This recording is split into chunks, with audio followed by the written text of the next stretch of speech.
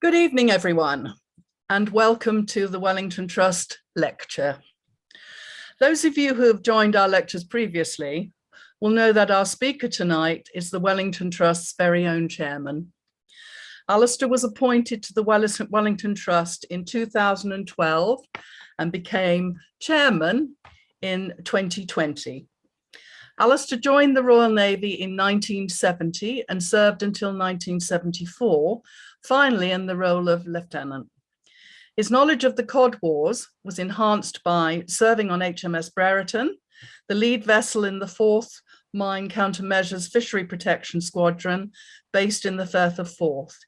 You'll hear much more about his naval career and his experiences as he goes through his presentation. With a degree in rural estate management upon leaving the Navy, he practiced as an auctioneer and agricultural land agent and has been a chartered surveyor in the City of London since 1980. So welcome this evening, and before I hand over to Alastair, a few housekeeping items for you. Questions, we've decided to roll this in with the wash up at the end. So if you go to the bottom of your screen and when we bring you all in at the end, go to reactions, you'll find the little hand there that I've shown you, and it says raise hand. So if you'd raise your hand, we'll be happy to bring your question to Alastair at the end of the lecture. A recording of the link, as ever, will be forwarded to you after the lecture is over and we have done the editing. So without further ado, I'm going to hand you over to Alastair. So Alastair, it's over to you. Here we go.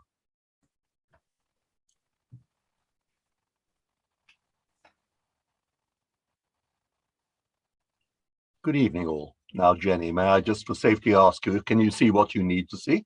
I can. You can indeed. A very good evening to you all. And thank you very much indeed, Jenny, for asking me to do this. It's given me lots of fun and sleepless nights. Here we go. Fishery protection, the role of the Royal Navy. I apologize in advance. This is a little bit longer than perhaps a number of the lectures have been, but I will go through as quickly as possible. First, a bit of fishy history. It is a fact and a matter of some personal pride for me and others who served in naval fish boats that the Fishery Protection Squadron is the oldest squadron in the Royal Navy.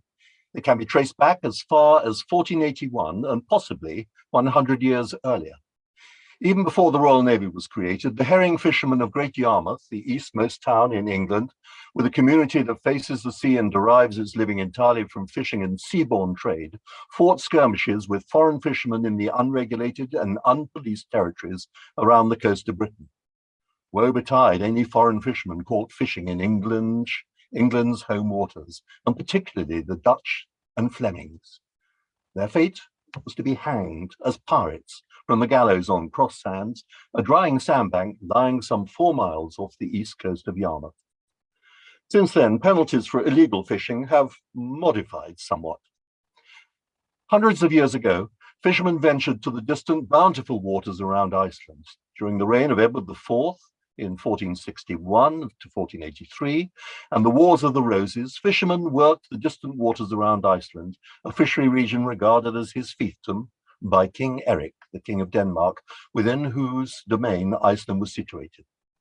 Back in home waters, King Edward IV ordered that minimal protection be provided by and paid for by levies from the fishing industry, i.e. the ship owners. It is known that the king provided a fishery protection squadron in 1481 to guard East Anglian fishermen against Scottish raids. King Richard III, 1483 to 85, and after his untimely death at the Battle of Bosworth in 1485, and Henry VII, 1485 to 1509, was sending convoys to accompany ships in Iceland. But local protection for fishermen in the 15th century was not enough. 1,200 English herring fishermen were killed in a single action by Flemish warships in the North Sea, and the Scottish often had difficulties with Dutch fishermen. It was clear by the 16th century that a more organized force was required in the North Sea coastal waters. The fishermen put forward a petition to the Lord High Admiral for provision of a small bark or two. Thus, the first fishery protection ship was commissioned for an annual fee payable to the Admiralty of £100 by the fishermen of Yarmouth. This took the form of a wafting ship, explanation to follow, which patrolled the North Sea fishing grounds during the herring season. The ship was eventually replaced in 1659 by a dedicated official protection ship from Yarmouth with a crew of 25 and an armament of, quote, swords, half-pikes, muskets, and an ample supply of large stones. In the 18th century, a similar arrangement was brokered by Scottish fishermen from George III, also for an annual payment of £100. My thanks to the renowned naval historian N.A.M. Roger. He notes in Command of the Ocean, his second brilliant book on the history of the Navy, in this volume from 1649 to 1815, that the English language developed its first words relating to convoy, to waft, and a wafter, when, way back in 1484, the Iceland fishing fleet was informed that William Cumbershall, captain of the Elizabeth, was appointed, quote, your conveyor and wafter to such place or places as he shall think convenient, and that they were, quote, to be ordered and guided by him, and in no wise to depart from him until such time as the whole fleet of you shall come together and meet with other of our army now being upon the sea. There we are. The famous London diarist Samuel Pepys, appointed secretary to the Admiralty in 1673, also received an annual honorarium for his efforts to gain similar protection on behalf of English fishermen, no doubt another £100 per annum. So what is known of the fishing boats in these times? Little is known about the nature or size of East Coast fishing vessels in those very early centuries. The survey of Great Yarmouth herring fishing boats in 1565 records that there were 81 active boats that year. 50 were listed as of 10-ton displacement or weight, and only 4 as large as 24 tons. On the other hand, Dutch herring vessels, known as herring boes or herring buses, widely sailed in the North Sea and in distant waters, were believed to have anything up to 100 tons displacement. I have read that in the 1550s, the Dutch had about 400 herring buses working in the North Sea, often accompanied by Flemish buses, and in times of periodic conflict with the French, Dutch warships. The North Sea was through the Middle Ages and on into the 18th century, largely dominated by Dutch and Flemish fishermen. These fishing boats came close inshore to catch herring shoals that favoured and shoaled in river mouths, such as the Norfolk Yare. This was, of course, long before agreement to fishing limits or catch quotas between the nations. Whilst overfishing and diminishing stocks may have been an issue, this was not forefront in historical record. The argument was more over territorial rights and interference by foreigners. The North Sea was an area of fishing free for all. The Dutch herring buses, one is illustrated here, was derived in design from the Norseman's longship in Scandinavia. It had a long and successful history as a herring trawler, being first built in the Netherlands in 1415 and last in 1841. With the development of jibbing or gibbing, the salting down of herring in barrels on board, long-term preservation of fish catches meant that these Dutch and Flemish fish boats could follow the shoals into distant waters, far from the coasts, and return home with preserved catches. Here are some of those early working boats. Very quickly, from top left to bottom right. Number 1 is a touch hoy, the odd man out, not being a fishing vessel, but a shallow drafted barge or coaster. In the 18th century, they were purchased, or often captured, by the Royal Navy and used as warships. And later on, they were used to convey genteel passengers down the Thames from London to the fashionable resort of Margate, where they were perhaps not so genteel. Number 2 is a fishing bark, being a nondescript title given to any small vessel in the 16th century that didn't meet any other classification. Number 3, top right, is a Dutch fishing sloop or sloop. Note the door suspended over the port side, employed in trawlers even today for holding open the fishing nets whilst trawling. Number 4, on the second line, a gallio or galliot, another Dutch fishing vessel. Number 5 is a Dutch herring bus. We've seen her before, pictured previously, also known as a flyboat. Note the fishing bark on her starboard beam, engaged in what appears to be a fish haul in a seine net. Number 6 is a tartan or tartane, which was seen over 3 centuries until the late 1800s in the Mediterranean as both fishing and cargo vessel. She was a single-masted vessel with a lateen sail and a bowsprit rig. And finally, bottom right, 7, is a French shallop, or shallot maybe, a large heavy boat with one or more masts carried fore and aft, or lug sails, and sometimes equipped with guns. Note once again the door stowed over her port side for holding open the trawl net. And this is the image of a dogger boat, probably named after the Dogger Bank, a form of English fishing boat which commonly operated in the North Sea until as late as the 19th century. Now we move on to the Iceland story. By the end of the 14th century, fishing boats from the east coast of Britain, then as now the home to most of the British fishing fleet, were sailing to Icelandic waters in search of bountiful fish shoals. Their catch landings grew so abundant as to cause political friction between England and Denmark, who governed Iceland as a colony at the time. The Danish king, Erik, banned all Icelandic trade with England in 1414 and complained to his English counterpart, King Henry V, about the depletion of fishing stocks off the island. Oh yes, it all started then. Restrictions on British fishing passed by Parliament were generally ignored and unenforced, leading to violence and the Anglo-Hanseatic War of 1469 to 1474.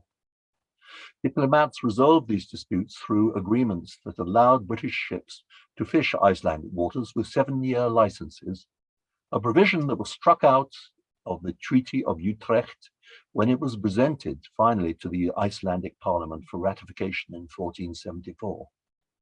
This rejection saw the start of a centuries-long series of intermittent disputes between the two countries.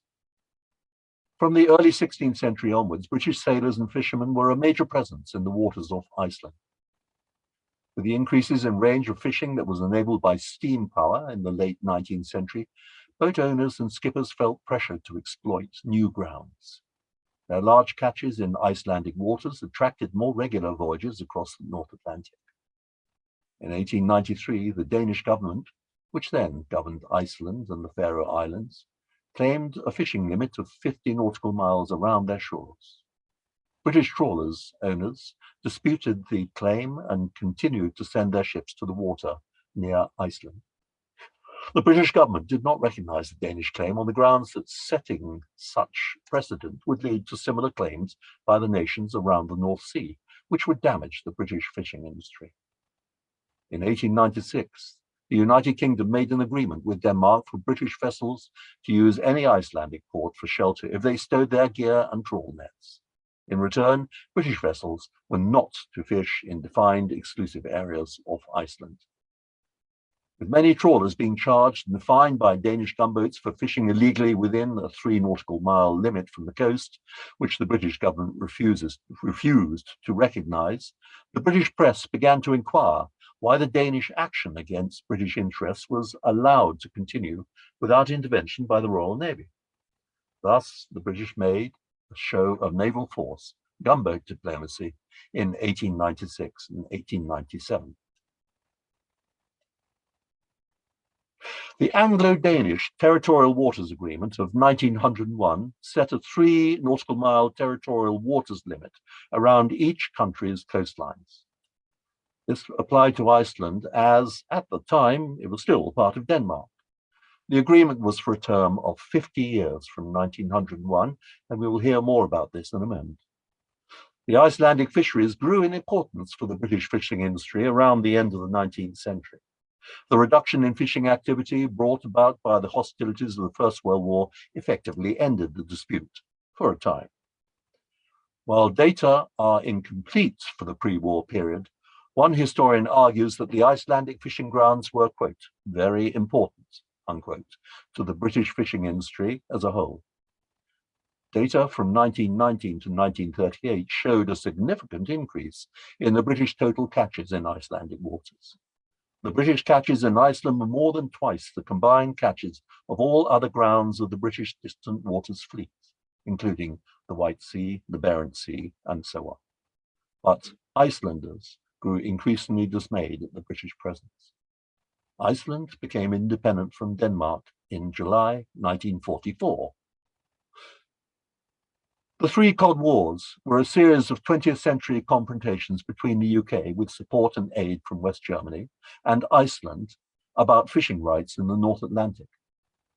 Following independence in 1944, from what was regarded by Iceland as a somewhat disinterested Danish administration, Iceland sought to toughen up and to establish rights over its own seas and fisheries, upon which industry and the sustainability of fish stocks they were so dependent for economic wealth. Up to 90% of Icelandic earnings claimed to be coming from their fishing exports. This led to a series of confrontations with the United Kingdom and other Western European countries that took place in three stages over a period of 20 years between 1958 and 1976. Each of these disputes ended in Icelandic victory. The final agreement that was reached in 1976 concluded what in modern times is called the Third Cod War, the final and 10th Cod War in long-term history, according to some Icelandic historians. The sequence of events was as thus. In 1949, Iceland initiated a 2-year abrogation or cancellation process arising as expiry of the 50-year Anglo-Danish Territorial Waters Agreement approached. If you recall, this was in 1901, so expiring in 1951. As part of this process, the Icelandic Parliament proposed to increase the exclusive territorial limit to the north of the ice of Iceland only, from 3 to 4 nautical miles. This was not of undue concern to British trawlers, since fishing in these waters north of Iceland was a less frequent practice.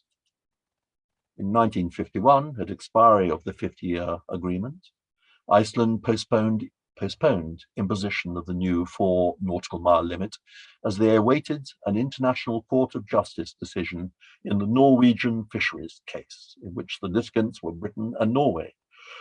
This dispute had been over a similar unilateral extension of Norway's territorial waters. The ICJ found in favor of Norway.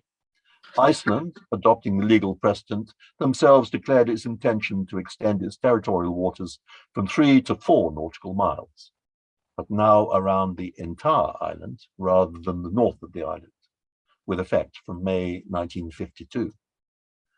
Subsequent access negotiations between Iceland and Britain were entered into, but these failed. Britain continued to fish all waters around the island. This dispute continued from May 1952 until November 56. During that time, that 4-year period, the Royal Navy was not involved. Instead, Iceland suffered a costly ban from the British trawling industry in landing its Icelandic catches in British ports. This caused consternation amongst Icelandic statesmen, as Britain was a major market for their fish. Then the Soviet Union, seeing an open door to seek strategic influence in Iceland, where we've seen this, stepped in to buy Icelandic fish, which caused a deeply concerned United States also to step rapidly into the Icelandic fish market, persuading Spain and Italy to do likewise. Thus, Cold War politics completely undermined the punitive effect of the landing ban in Britain for the duration of this 4-year period. Iceland claimed this as a victory. The dispute ended with Iceland achieving its aims, as in 1956, the Icelandic 4 nautical miles fishery limit were recognized by the United Kingdom following a decision by the Organization of European Economic Cooperation, the OECD. 2 years later, in 1958, negotiations at the First International Conference on the Law of the Sea, UNCLOS as it's called, attended by 86 states, failed to come to an agreement on the issue raised by several of them of seeking to extend their own territorial waters limits to 12 nautical miles. Once again, Iceland unilaterally chose to extend their exclusive economic zone, their EEZ, from 4 to 12 nautical miles, with effect from the 1st of September 1958, and closed their fishing grounds to foreign trawlers. All members of NATO were opposed to the unilateral action taken by Iceland. A significant proportion of the total British catch happened within 12 miles of Iceland at this time. This led to the First Cod War, as Icelandic vessels harassed British trawlers who continued to fish into the 4 nautical mile limit previously agreed. There was some violence, and the Royal Navy was sent in to protect British vessels. All in all, 20 British trawlers, 3 naval frigates, and a minesweeper and supply vessels were operating at any time inside the newly declared zones. Now, this is HMS Wave, an Algerine-class ocean minesweeper built during the Second World War and the lead ship in the Fishery Protection Squadron at that time. She was escorting trawlers off Iceland, of course.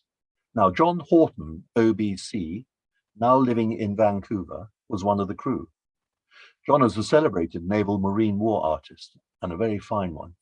He still works closely with the Royal Canadian Navy and has produced some fantastic atmospheric paintings, which he generously shares in online lectures. Look out for one of these lectures in our Wellington Trust Heritage series. I believe that John may be listening into this talk this evening. If so, welcome, John. Now, back to the story. Whilst hostilities only lasted for 2 months in autumn 58, the First Cod War only ended formally on 11th of March 1961, when, following negotiations with the International Conference of Law of the Sea, UNCLOS again, the UK accepted the Icelandic annexation, and both parties agreed to take any future claims and disputes to the International Court of Justice in Hague. This is important to remember. In 1967, between the First and the Second Cod Wars, the Fishery Protection Squadron consisted of 3 divisions, just for interest. The first, or Arctic Division, were illustrated here, 4 Type 14 frigates, HMS Duncan, Malcolm, Keppel, and Palliser, took part. This division was responsible for patrolling northern Norway and the Faroes, Greenland, the White Sea, and the Barents Sea. The second, or Home Division, consisted of 4 coastal minesweepers. This division patrolled the North Sea, Irish Sea, and Scottish coastal waters, and you'll hear more of its successor shortly. Third, or Channel Division, was the smallest division, consisting of converted inshore minesweepers HMS Squirrel and HMS Watchful. It patrolled the English Channel, arresting poachers and illegal fishing ships from France and Belgium. The Second Cod War began the United Kingdom and Iceland, between the United Kingdom and Iceland, lasted from September 72 until the signing of a temporary agreement in November 73. The Icelandic government again extending its fishing limits now to 50 nautical miles from the 12 nautical miles previously imposed in 1951. Iceland had 2 goals in extending its limits. Firstly, to conserve fish stocks, fair enough, and secondly, to increase its share of total catches. Okay. The reason that Iceland pursued 50 nautical miles fishery limits rather than the 200 nautical miles that they had also considered was that the most fruitful fishing grounds were within the 50-mile limit, and that patrolling a 200-mile limit would have been more difficult. Too right. The British contested the Iceland extension with 2 goals in mind. 1, to achieve the greatest possible catch quota for British fishermen in the contested waters. Okay. And secondly, to prevent a de facto recognition of a unilateral extension of a fishery jurisdiction, which would set a precedent for further extensions. Understandable. On August 17, 1972, the International Tribunal in The Hague pronounced that the Icelanders did not have sovereignty over their unilaterally claimed exclusive areas extending between 12 and 50 miles from the coast. The Icelandic government protested and decided to take no notice of this decree. All Western European states and the Warsaw Pact opposed Iceland's unilateral extension. On the 1st of September, the regulations on the extension of the fishing limits took effect. The new Icelandic government, of leftist persuasion, chose to ignore the agreement entered into by the previous right-leaning government, committing either party's dispute to be referred to the International Court of Justice in The Hague, if you will recall that decision. British ship owners asked in vain for warship protection. 3 West German tow vessels were sent to Iceland to prevent the apprehension of German trawlers within the limits. West Germany, at that time still prevented from rearmament following the Second World War, were restricted to sending civilian support vessels, not warships. On September the 5th, 72, the Icelandic Coast Guard secret weapon, the trawl warp cutters, towed behind a patrol vessel, created havoc for the first time when the trawler Peter Scott was relieved of its fishing gear. The crew welcomed this new initiative by throwing coal and boots and a fire axe at the Coast Guard vessel Aegir. Altogether, 82 trawls would be cut during the dispute in 1973, leaving trawlermen with no option but to return to home ports without their trawling gear. This is the trawler warps cutter, a 4-pronged steel blade towed using a minesweeping technique behind Icelandic patrol vessels in a highly dangerous maneuver.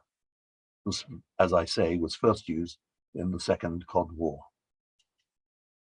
On May the 18th, 1973, trawler skippers suffering constant harassment from Icelandic Coast Guard patrol vessels, people call them gunboats, but I'm going to refrain here, I think, refused to continue fishing within the 50-mile limit without the protection of warships. The British government decided to send naval frigates to Iceland.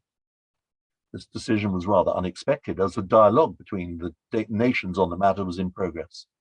Subsequently, the Icelandic government refused to continue negotiations and banned all military aircraft from landing in Iceland. On May 23rd, 3 British frigates entered Icelandic territorial waters. The Salisbury-class Type 61 air direction frigate HMS Lincoln, the Rothsay-class HMS Plymouth, which was subsequently one of the first 2 ships to see action in the Falklands War in South Georgia in 1982, and finally the Leander-class HMS Cleopatra. The Navy escorted trawlermen as they re-entered the disputed zones. In addition, RAF Nimrod jets flew over the contested waters and notified British frigates and trawlers of the whereabouts of Icelandic gunboats. Ramming of both naval frigates and Icelandic Coast Guard patrol vessels happened frequently. When an ICG, Icelandic Coast Guard vessel, was sighted, the frigates would sail towards it and place themselves between the trawlers and the ICG vessel, sailing parallel at close range. This was quite dangerous because, in fact, ships, and we used to find this under replenishment at sea in larger ships, when ships come close together, you get a pressure and suction effect, which means that the helmsman's having quite fun trying to stop being pulled one way or the other towards the other vessel. Occasionally, because of the close maneuvering in heavy seas, one ship would find itself across the path of another. This led to accusations of ramming between the 2 countries, but accounts from each side differ as to who rammed whom. The British maintained that the Icelandic vessels turned and rammed them using their strengthened bows, whereas Iceland maintained that the British ships turned across their bows and immediately slowed down.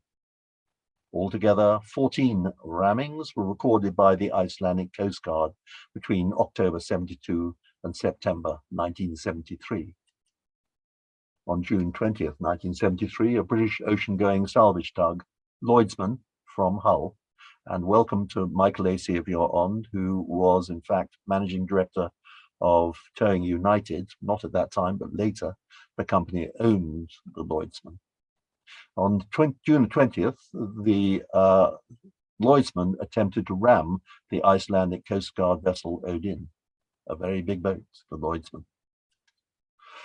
On August 29, the clashes got more serious. A fatal accident occurred, most tragically, when Aegir's mechanic was electrocuted when a wave came into the engine room while he was welding, following collision damage from HMS Apollo. This was the only loss of life during the Second Cod War.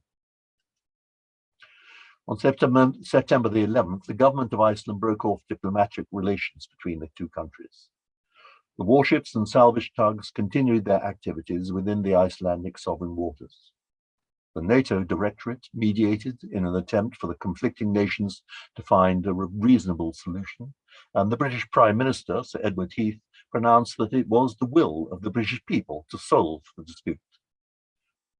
After a series of talks with NATO, British warships were recalled on 3rd of October 1973. On November the 8th, the two nations agreed on an armistice, and the Icelandic Parliament passed a bill based on a provisional and temporary agreement with the British government permitting fishing within the 50-mile zone until November 1975, a period of 2 years. Annual catches were limited by quotas to, I believe, 130,000 tons, maybe lower. Britain's largest trawlers were excluded from Icelandic territorial waters, and limited fishing quotas were issued for smaller vessels.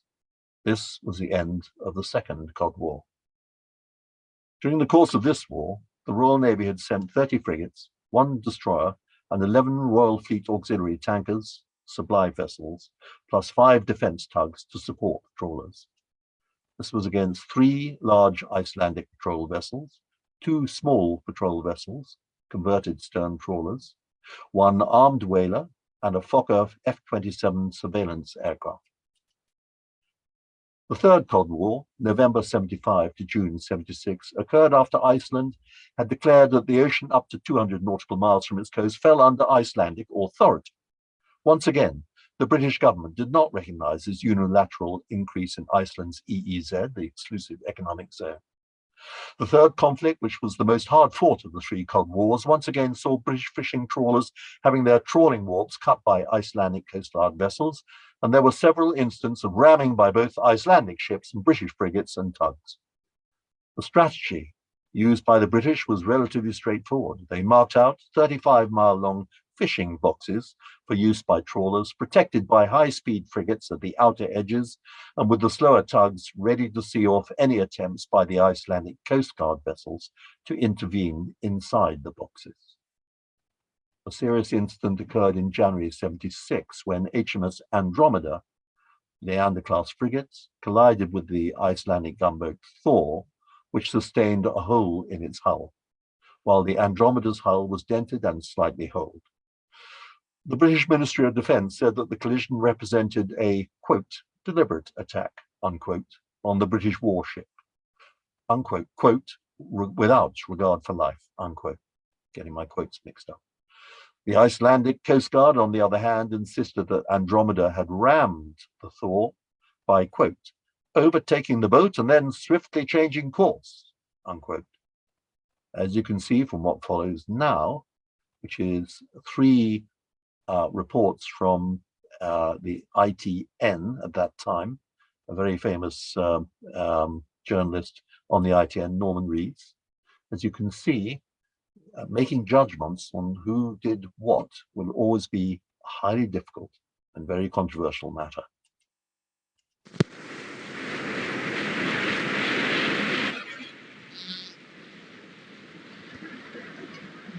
The Andromeda, which had been tracking us on radar since before dawn, appeared alongside at 11:30. This was Thor's first operation on her latest tour of duty on the fishing grounds. Ahead of us, still not visible, was the Grimsby trawler Ross Resolution. For Andromeda, the task of heading us off. For Thor, the problem of how to overcome the frigate's higher speed and maneuver close enough to the trawler to cut her nets. Warning sirens on board the frigate and on the gunboat were to blast on several occasions over the next hour as the ships appeared to be heading for collision. As the cat-and-mouse chase continued, the naval commander ordered the Ross Resolution to haul in her nets. The Thor was making headway.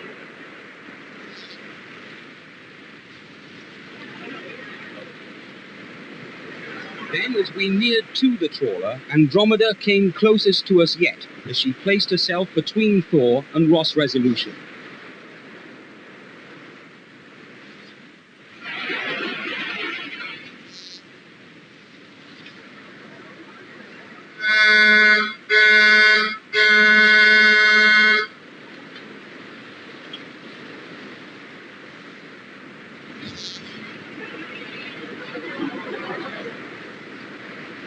But the actual collision came about 10 minutes later, with the trawler a mile away and Thor now heading north. The frigate appeared at speed from the stern. The moment of impact was lost to us from our position on the lower deck. But the collision punched 2 holes in the bow of the Thor, shattering part of the gunboat's heating system. According to the Thor's captain, he tried to avoid collision by slowing down and turning away.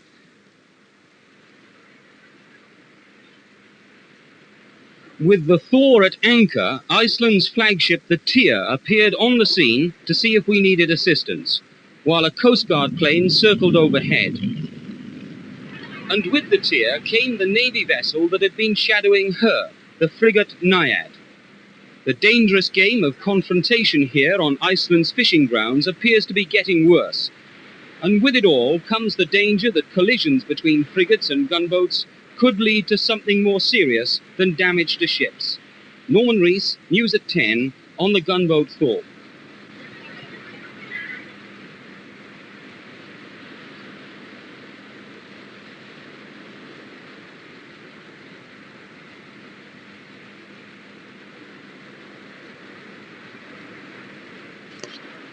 In a force 10 gale, the Thor battles through the North Atlantic at quarter speed. The storm means that no British boats will be fishing today, so the gunboat is in no hurry. The Thor was built 25 years ago, making it the oldest of Iceland's Coast Guard fleet. But so far in this Cod War, her crew have been in the thick of the battle. A quarter of the ship's helicopter deck is still missing after a collision with the tug Lloydsman, and only 1 other gunboat has cut more British trawls. But with the forecast that the bad weather will continue for at least another 24 hours, the crew know that today at least they'll not be called to action stations. Somewhere just ahead of us, the British trawlermen are weathering this storm, unable to fish and unable even to run for shelter. But it's the sort of day that the Icelandic Coast Guard crews like best. The day, they say, when the weather is doing their job for them. To escape the storm herself, the Thor takes to the calmer waters of an east coast fjord.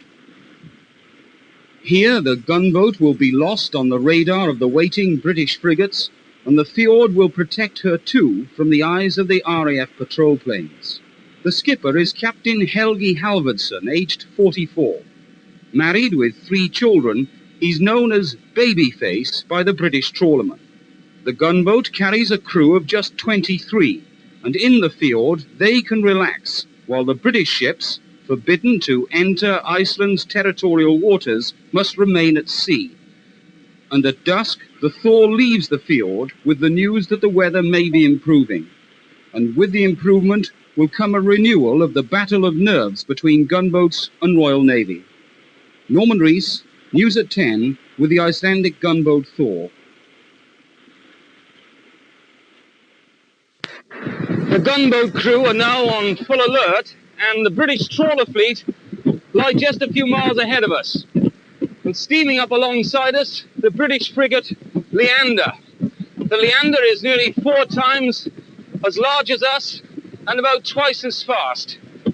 And what it will have to do is to come alongside very close, at times almost veering across our bow, in an attempt to persuade the gunboat to change course and protect the trawlers. This is what the Cod War is all about.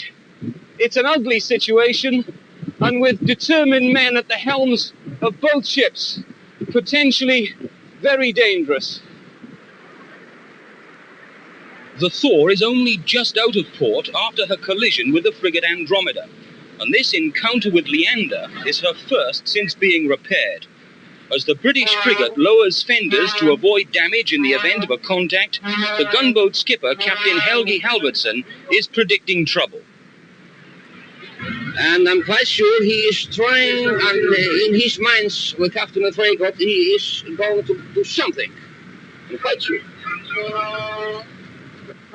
He's still going slowly into us on the port side. And he knew it very well. He is, number 1, sailing us up. And number 2, he is coming into us on our port side, and that is against the international civil law. If he continues on this course and you don't alter yours, will you collide? Yes, of course. And within a few seconds, a collision does seem inevitable as the Leander appears to turn in an attempt to make Thor alter course.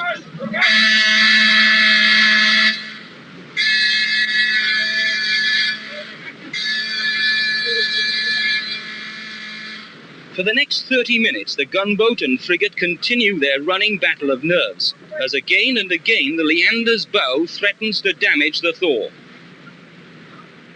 On the radio, the chatter between frigates and support ships warns the trawlermen to haul in their nets. This is the trawler on my starboard bow. Are you trawling?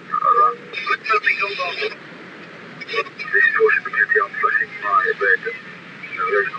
Are you trawling? Then for a moment, the tension seems to be over. The frigate comes along our starboard side and both ships slow down.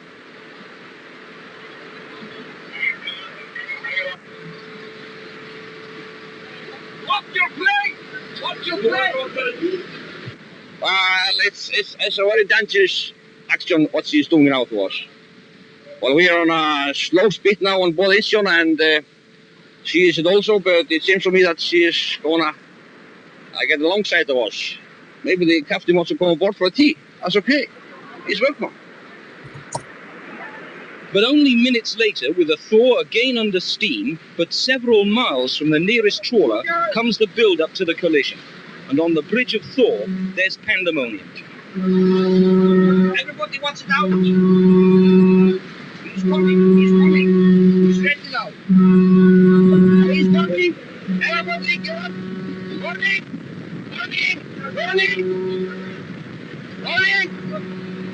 He's in with us. Look out.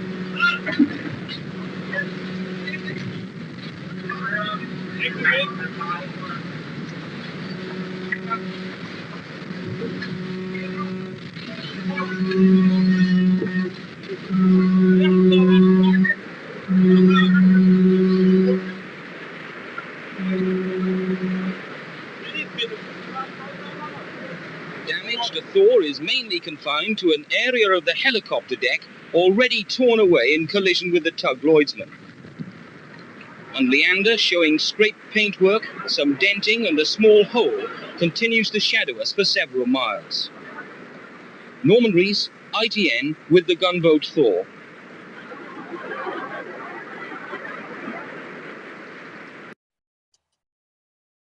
Remarkable footage, and I think superb ship handling by both skippers.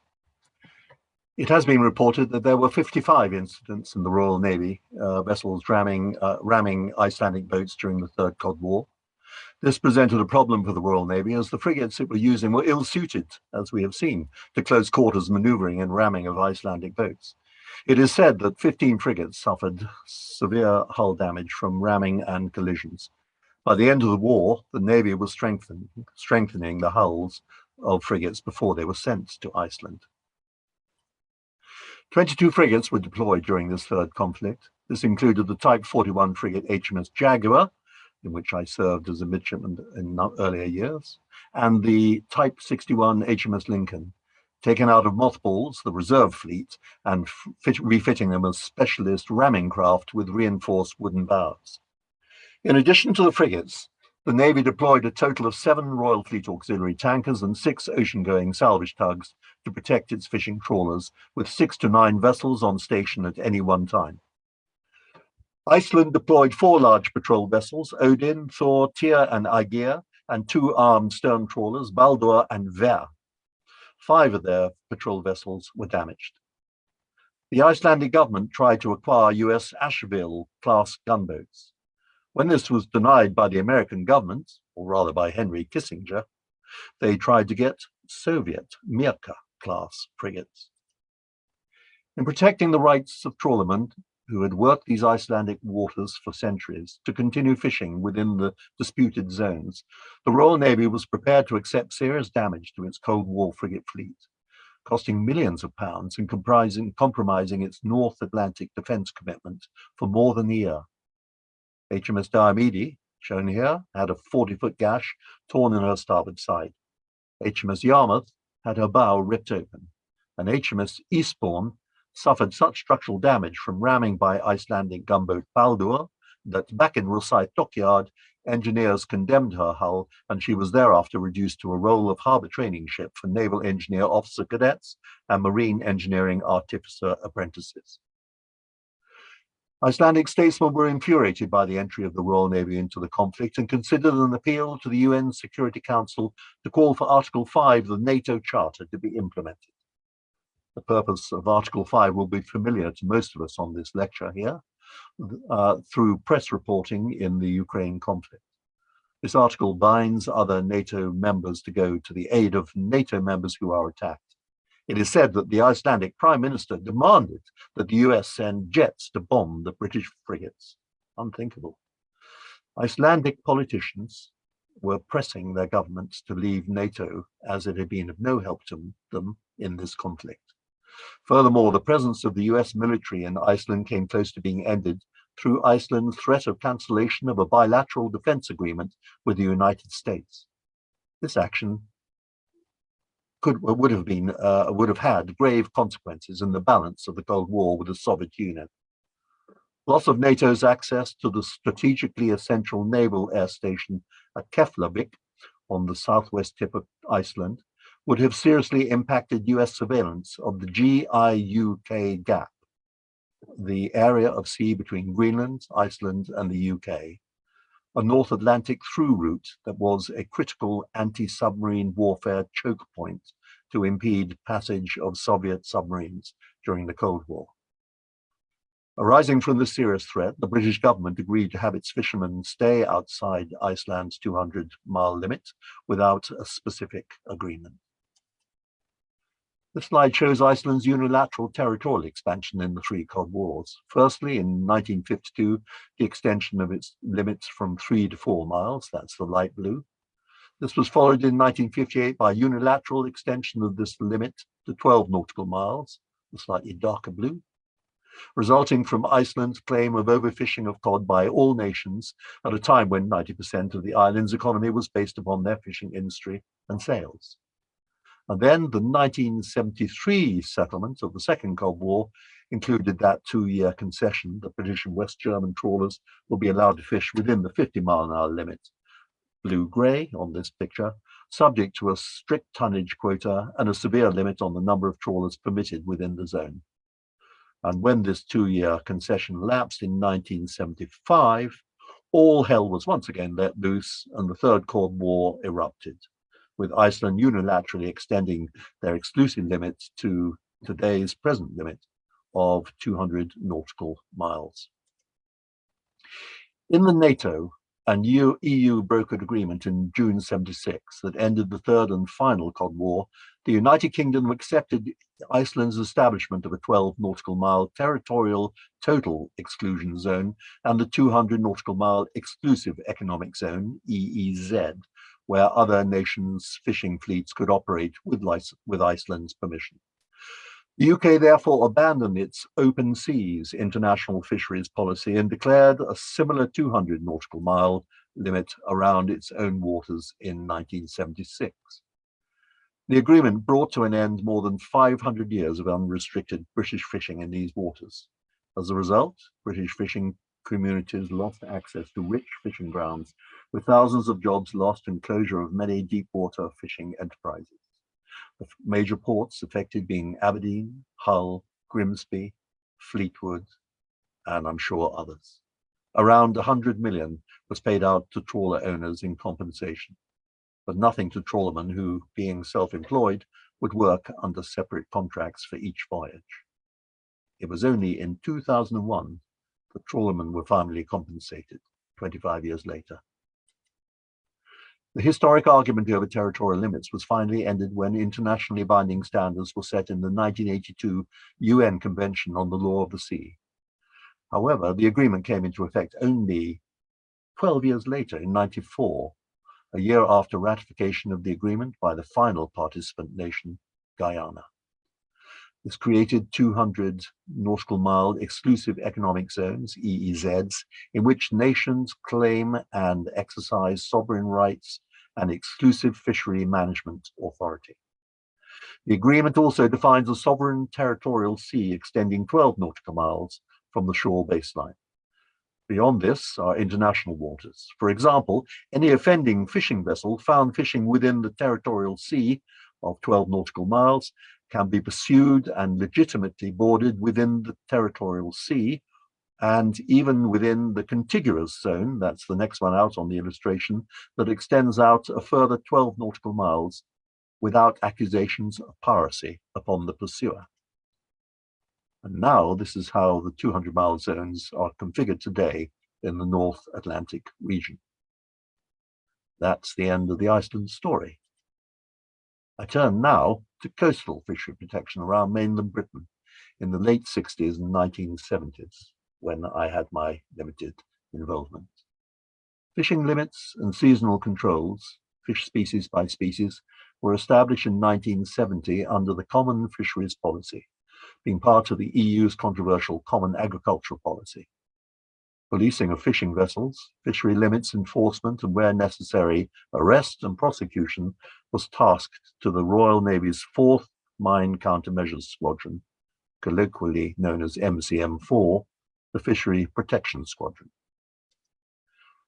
The Fishery Protection Squadron was based in the River Forth at the historic base of HMS Lochinvar in South Queensferry near Edinburgh, in the shadow of the Forth Railway and row bridges and opposite the main naval base of Rosyth. The Navy closed their base at Port Edgar, South Queensferry, in 1975 after more than 100 years, and it is now a busy yacht marina. The Fishery Protection Squadron was relocated across the river to Rosyth. I'm sorry, by the way, that I haven't actually got any contemporary pictures, or at my time, contemporary pictures of Port Edgar. So I've got one showing ships in 1917. The Fishery Protection Squadron comprised at any one time 6 Coniston class, known as Ton class, minesweepers and minehunters. Minehunters, by the way, were converted minesweepers with the addition of sonar. These ships, their hulls built of mahogany in view of the magnetic mine threat, were all named after English villages. They were mostly built in the 1950s and remained in service through to the 1990s. Those in service in them were extraordinarily fond of them, and the Ton Class Association still carries on to this day.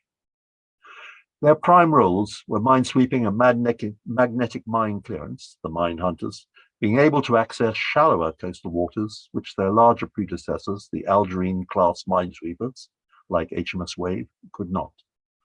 In the Far East, they were widely used in such operations as the Borneo and Malayan campaigns, in anti-piracy in the Malacca Straits and other places, and smuggling roles out of Hong Kong and Singapore, and also on patrol duties in the Persian Gulf, out of Bahrain, and in the Red Sea. With 430 tons displacement, 152 length overall, 28-foot beam, and a shallow draft of only 8 feet, coastal minesweepers and minehunters were powered by 2 Merley's diesel engines, upgraded later to Napier Deltic engines, developing a maximum speed of 15 knots. The crew was 32 strong, including seamen and engineering ratings, 2 petty officers and a chief petty officer, and 5 commissioned officers, a commander or lieutenant commander in command, a first lieutenant / executive officer in the rank of lieutenant, usually, a navigating officer, a sub-lieutenant or lieutenant he is, a gunnery correspondence officer, and a midshipman. Sweepers and hunters were all armed with the highly successful Swedish Bofors 40mm gun and full minesweeping gear. In addition, hunters were fitted with Type 193 sonar in support of their role of seabed search for magnetic mines and from crashed aircraft in our experience.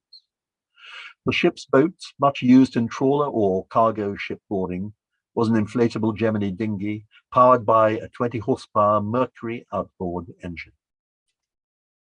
The squadron's role, tasked by the Ministry of Agriculture, Fisheries and Food, the precursor to DEFRA, and by the Scottish MAF, was to police the waters between the 6-mile and 12-mile limits around the coast of England and Wales and Scotland, boarding fishing vessels and checking fishing net mesh sizes to ensure that no immature, undersized fish were being caught. That gear was stowed away in restricted area where innocent passage was permitted through inner zones, as long as everything was stowed, and to check the size and nature of fish catches. The 6 miles limit defined exclusive British waters. The 6 to 12 mile outer zone was where European and Scandinavian fishermen were permitted to trawl, subject to seasonal control for different fish species, in order to prevent overfishing and damage to breeding stock. There were 3 areas of intense activity where the Fishery Protection Squadron ships were, as we said in the Navy, watch on, stop on, i.e. fully committed to patrolling for that particular season. These were the sprat fishing exciting period on the northeast coast off the River Tyne, herring along the east coast and around the Isle of Man in the Irish Sea, and mackerel and shellfish and other species in the southwest Channel region. If a fishing vessel was seen to be fishing inside a prohibited zone, the routine for poaching stations was initiated on board the naval vessel at speed at any time of day or night at a moment's notice, and the crew closed up to their action stations. On the bridge, the navigating officer takes fixes of their own position and the relative position, by distance and bearing, of the offending trawler from his ship, in order to fix the position of the trawler in a series of, usually in my memory, 6 fixes. All possible techniques are used to provide the position of both vessels: visual fixes of shoreline landmarks and lights, decker navigator fixes, and depth measurements. This evidence is to be presented in court and must show beyond doubt that the offending trawler was indeed wrongfully within the limit. This is not an easy task in the midst of frantic activity on the bridge of the ship and often the heat of a chase. A petty officer stands by the chart table, by the navigator on the bridge, to witness the navigational fixes taken by the navigating officer and recorded by him on the chart. The NAVO barks latitude and longitude coordinates at the PO, the petty officer, who enters these into a logbook. Once these navigational fixes establish a clear poaching offence by the trawler, those 6 fixes, the offending vessel is ordered to stop so that the boarding party can close in and board the trawler. The signal for stop your ship, the international code Lima, dit dot dit dit, or is sounded on the klaxon. That's how it sounded, but rather louder, by order signal lights in the bridge wing, by signal flag hoist, and by command over VHF channel 16. If the trawler refuses to stop and makes his escape, as often they did, then the Bofors gun crew are closed up, and if necessary, a round of break-up shot, a blank, is fired across the trawler's bow. The fishery officer, being the commanding officer, is authorized to escalate to live rounds if the warning is still ignored by the trawler skipper. However, break-up shot usually does the trick, although on one occasion, in the case of Lieutenant Commander Stephen Taylor's HMS Chawton, it famously took a well-aimed potato thrown through the trawler's wheelhouse window by an irate petty officer to stop the offender. Anything works. Once boarded, the trawler with boarding party embarked is ordered to follow the sweeper or hunter to the nearest port, where, under arrest, they are berthed outboard of the warship. At the first opportunity, the Regional District Fisheries Inspector of the Ministry of Agriculture, the DFI, comes on board, usually with a government-appointed lawyer in tow. The Charlie Oscar, the commanding officer and navigating officer, join them and all prepare a case for prosecution in using the navigational logbook and charts as evidence. On the same day, even at weekends, proceedings move swiftly into the nearest magistrate's court. At these hearings, the commanding officer and navigating officer are put in the witness box to provide the evidence. If a government-appointed lawyer was not available in time, then either the DFI or the commanding officer could themselves, as the authorized fisheries officer, be required to prosecute. For successful prosecutions, the penalty was usually a hefty fine upon the trawler skipper, confiscation of the fishing gear and catch, and the opportunity for him to buy back the gear and catch. I recall with one Danish fisherman who we took into the Tyne and Newcastle Magistrate Court, a fine of, I think, £2,000 to £2,500 in one of our prosecutions, with repurchase of catch and gear. This was a lot of money in 1973. This was readily paid by the trawler skipper, however, since time away from the valuable fishing grounds during the high season for fishing was costly, and he needed to get back on station. Where departure was not such an urgent issue, there was often time for shared hospitality between the Navy and the prosecuted trawlermen. I particularly remember, or rather probably don't, a full-on piano-laced drinking session on board the rank-smelling French trawler from Cherbourg, parked outboard of us in Dover Harbour, before he departed again to the fishing grounds. A few weeks later, that vessel was reportedly back in port again for a further fishing transgression. L'entente cordiale and fair cat-and-mouse sport on the fishing grounds were always good bedfellows. There are many yarns that I and Stephen Taylor, past chairman of the Wellington Trust and commanding officer of both the HMS Belton and then HMS Chawton, can spin of these days, but time just precludes this just now. Captain Stephen Taylor, then Lieutenant Commander Stephen Taylor, commanding officer of HMS Chawton, and much later chairman of the Wellington Trust, with senior, with 3 basking sharks caught on a 3-mile-long session of an illegal fishing line laid by an unknown French fishing boat. Stephen was telling me the other day that those long lines laid on the in the sea could go on as long as 11 miles long. Stephen, when commanding HMS Belton and later HMS Chawton, held the historic title of Honorary Admiral of the Scottish Herring Fleet. The Honorary Admiral of the Scottish Herring Fishing Fleet. He was invited to sign an historic book held in St Andrew's House, Edinburgh, recording all such herring admirals back through history.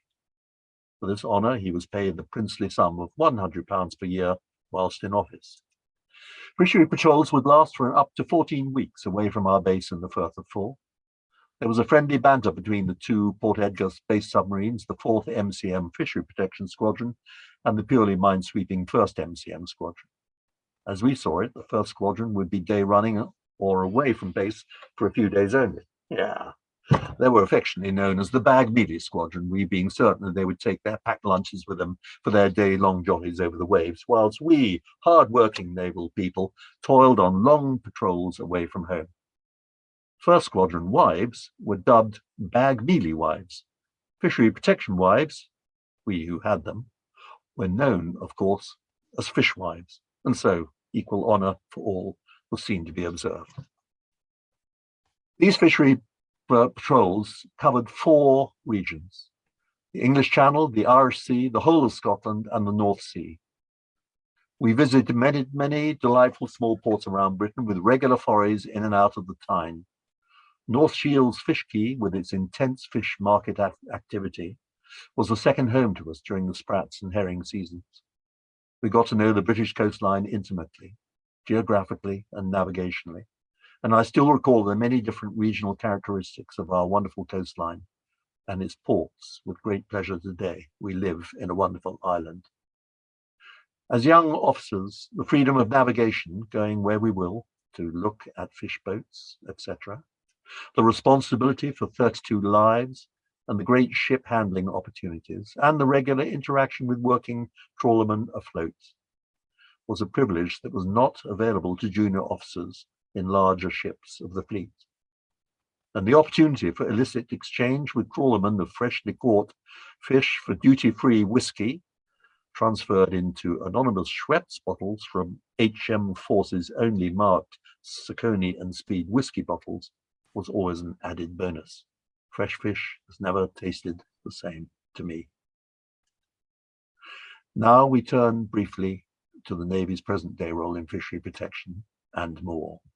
The Royal Navy's fishery protection responsibility today is now met by the Overseas Patrol Squadron, the Fishery Protection Squadron having been renamed in 2020 to reflect its wider responsibilities beyond fishery protection and its role overseas. The Overseas Patrol Squadron today comprises 8 river-class patrol vessels, 3 Batch 1 vessels, commissioned in 2003 onwards, that's HMS Severn, Tyne and Mersey, and 5 Batch 2 vessels, HMS Forth, Medway, Trent, Tamar and Spey, commissioned between 2018 and 2020. Until 2018, the 3 Batch 1 ships shown here were the only vessels on patrol around the UK and covering wider patrol tasks in the Caribbean and the South Atlantic Falkland Islands. Always a difficult task, fishery protection.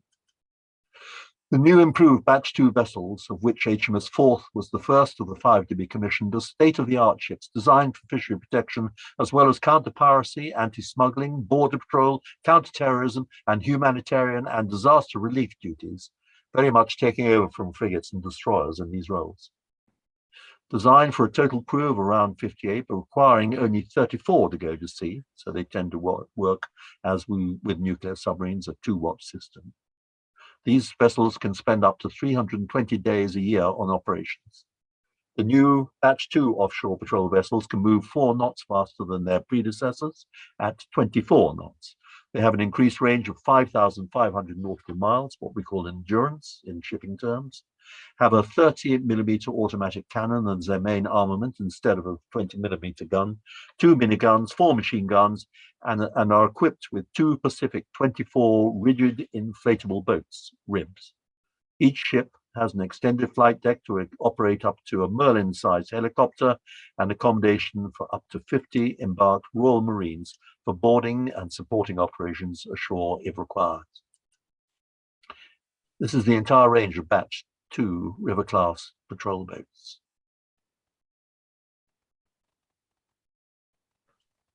The Overseas Patrol Squadron has sole responsibility for patrolling the UK's extended fisheries zone, both at home and around the British overseas territories. All 5 of the recent Batch 2 vessels are currently operating overseas. Medway is based in the Caribbean on long-term guardship duties. Trent is based in Gibraltar on long-term guardship duties. Tamar and Spey are both deployed to the Asia-Pacific region for a number of 5 years from last September, and by the way, are wearing dazzle paint for the first time in the Royal Navy since, I think, the Second World War. And finally, the 5th, HMS Forth, gosh, that's a bit of a juxtaposition. HMS Forth is now permanently stationed in the South Atlantic, having relieved HMS Clyde as the Falklands patrol ship. For the avoidance of doubt, the Endurance, I believe, is still down there as well. The 3 original Batch 1 overseas patrol vessels, due to have been taken off task following the Batch 2 arrivals, have been kept on for fishery protection duties, not least because of the post-Brexit muddle, my word, that has emerged over fishing rights in the Channel for European, and particularly for Belgian, French and Spanish trawlers, and for assisting the Coastal Defence Force with illegal entry across the Channel by migrants. Let's have a closer look at a river-class patrol vessel. These photos go back about 5 years, just for the record. And thank you for the Navy for these photos. This is HMS Mersey, a Batch 1 offshore patrol vessel on coastal fishery protection duties. She operates with 2 Pacific 25 RIBs.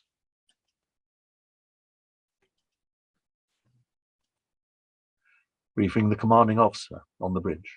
Royal Navy officers assigned to the OPS have, as mentioned before, a secondary role as British Sea Fisheries officers. There is a formal contract between the Ministry of Defence, the Marine Management Organisation, known as the MMO, and DEFRA, I can't remember what that stands for, that allows the squadron to conduct inspections of all fishing vessels in all waters in the UK, except in Scotland, where there has been a civilian contract for patrol of Scottish waters since devolution. Patrol vessels can also stop fishing vessels, British fishing vessels, that is, in international waters. Here we are on the bridge, all that technology they have today. There's the fish boarding narrative. When a vessel is detained, the captain of the squadron ship contacts the MMO, the Marine Management Organisation, Operations Centre in Newcastle, which formulates the decision based on information provided to it by ships, aircraft, marine enforcement officers and fishermen, and then relays this decision back to the fishery protection ship. It is acknowledged to be a very difficult task to patrol UK fishing grounds, as I've said before. There is also monthly rotating aerial surveillance of the entire fishing area, I believe under civilian air contract. Each aircraft transmits the identity and position of the vessel to squadron ships, which, combined with satellite data from navigational databases, which allows the squadron to build a surface picture of fishing activity. Each day, Data from trawler inspections is sent to fisheries managers. The managers form part of several agencies which coordinate on a supranational level to monitor the fish stocks, negotiate fishing agreements, and plan conservational measures. That's all very important. There we are, ship's company, all smiling. 2 chefs in the middle, very important, food on board. And finally, a little bit more fishy history. No lecture involving the Royal Navy should be complete without mention of a certain famous individual, he of the immortal memory. Lieutenant Horatio Nelson, Royal Navy, was also for a time a fishery protection officer. In 1781, at the age of 22, Nelson attained his first command at Woolwich in the rank of lieutenant of HMS Albemarle. She was a 28-gun, 6-rate frigate, a captured former French merchantman. She was in Woolwich Dockyard and in poor condition, having been paid off from naval service earlier that year. Nelson saw her repaired and her hull coppered and commissioned her for service in the North Sea and English Channel on convoy duties, which would have included trawler and inshore fishing boat escort and boarding. In April 1782, Nelson sailed as a convoy escort to Quebec. On arrival in May, he continued to serve off the North American coast as part of the Fishery Protection Squadron. He captured the US fishing schooner Harmony off the coast of Cape Cod and took her in tow, with the master of the schooner acting as pilot for both ships in the unfamiliar shores around Boston Harbor. It is said that the master helped him as well on passage back to harbor to evade 4 French privateers who were in hot pursuit of Albemarle. Hooray. When Lieutenant Commander Stephen Taylor, now Captain Taylor, sir, as commanding officer of HMS Belton, attended St Andrew's House, Edinburgh, to sign the historic book as Admiral of the Scottish Fishing Fleet, the Scottish Herring Fishing Fleet, receiving £100 per annum for the honour, he was shown an earlier page in that book. There was the name of one Lieutenant Horatio Nelson, RN, in his own fair hand. Captain Taylor and I wonder whether Nelson, too, received £100 per annum for his role. That's it, folks. Thank you for listening. Alastair, thank you so much. That was a very thoughtful and well-researched, may I say, presentation, for which we all thank you. I'm just going to take control back again, if I may. Good. With pleasure. Thank you very much, Jenny. Thank you very much. And here we go again. There we are. There we are. Here's our man. Right. I'm going to break with tradition here before I give you a proper thanks. Oops. No, it's gone back to the beginning. I beg your pardon, everyone. I'm gonna come out of that. And Matt, if you can start letting everybody in now while I chat away here, that would be wonderful. Basically speaking, next time we have Glyn Evans, who used to run the lecture program before I did, and I thank him for all his wonderful suggestions on lectures. I've persuaded him to speak himself, and the presentation is on the turpits. So please join us on our next lecture, and of course you'll receive an invitation in due course. And it wouldn't be me if I didn't say thank you very much for the donations we've had, and continue to support us, please, because we are in dire need of work to be completed on the Wellington.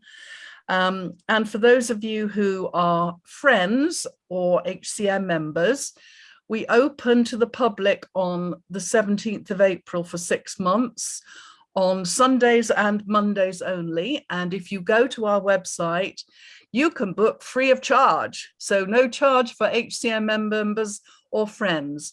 For the rest of you, and I hope you will join us on one of the Sundays and Mondays that we're open through the summer, the charge is £7.50 per adult, and children are free and students are free. So we're doing our bit in terms of continuing with our educational remit.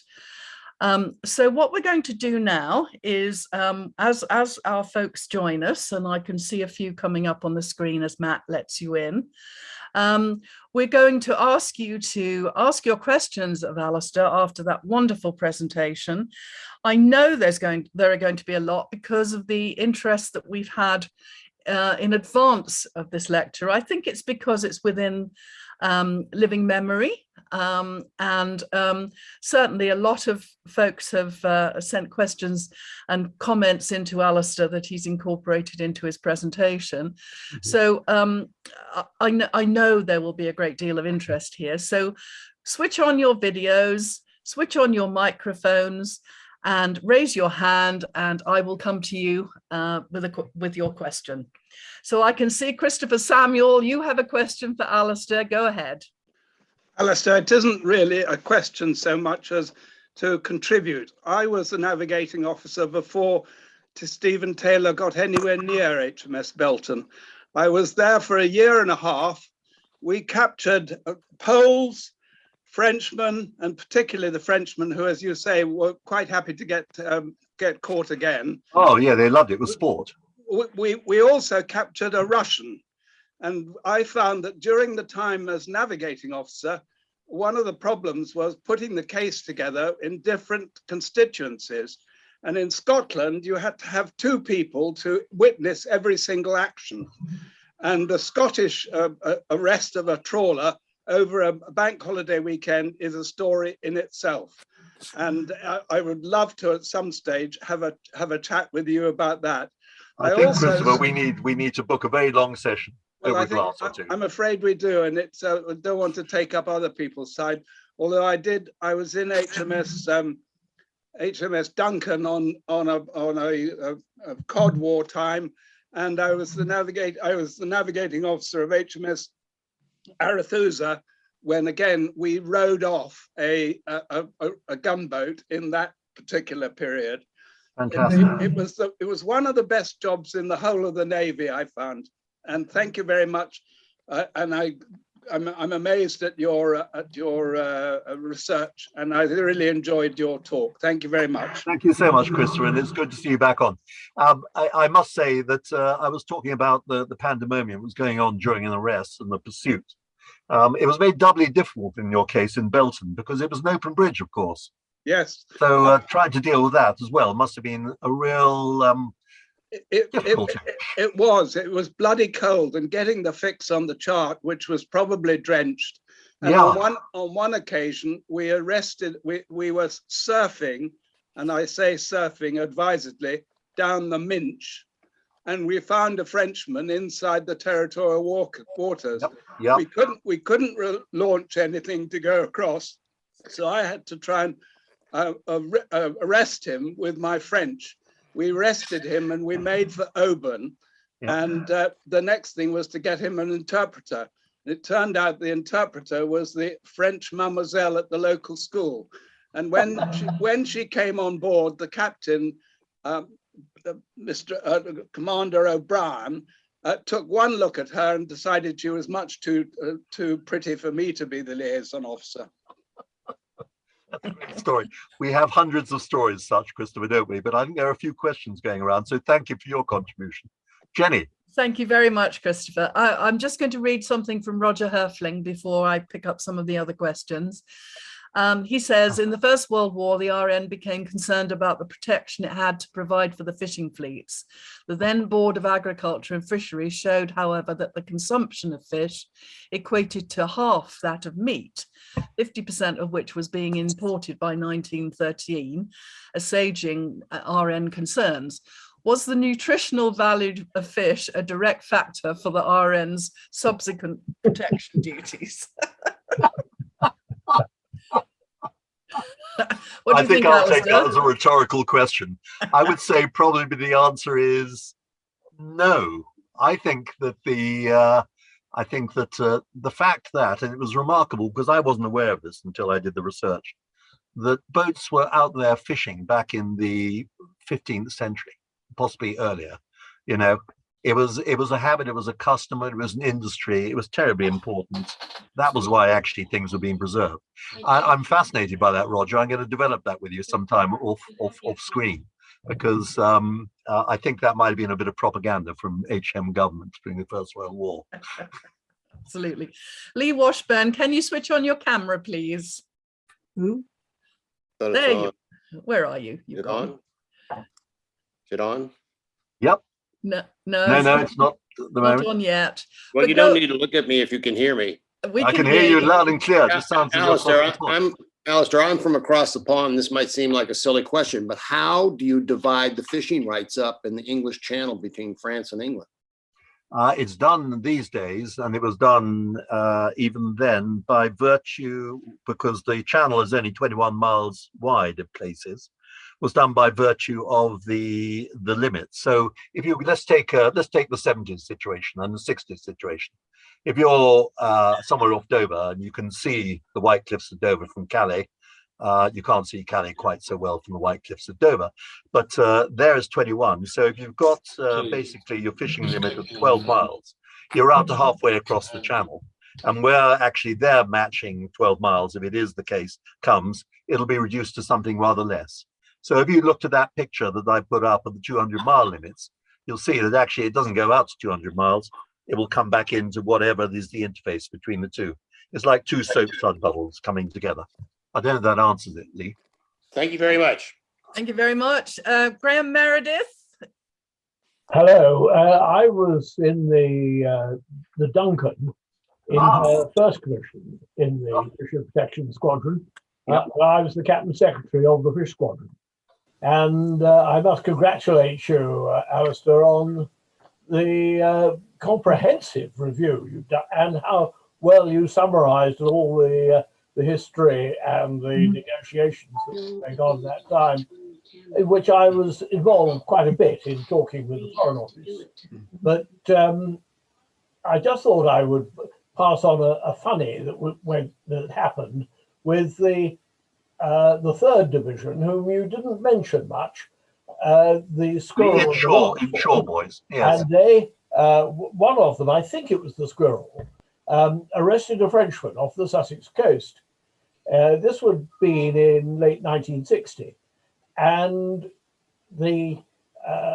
everything went quite normal. It was reasonably cordial between the Frenchman and the Squirrel. And a leading seaman and another sailor were put on board as the boarding party. And the skipper of the Frenchman then saw his chance.